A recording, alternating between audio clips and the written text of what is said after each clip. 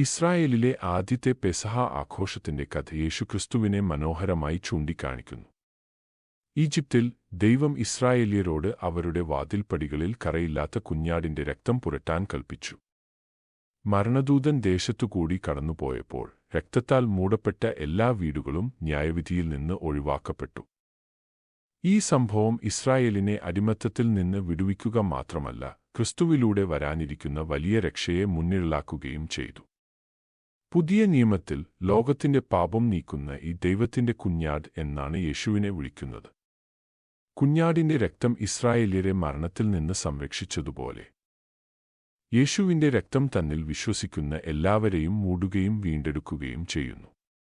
കുരിശിലെ അവന്റെ ബലി പാപത്തിന്റെ അടിമത്തത്തിൽ നിന്നുള്ള മോചനവും നിത്യമരണത്തിന്മേലുള്ള വിജയവും നൽകുന്നു.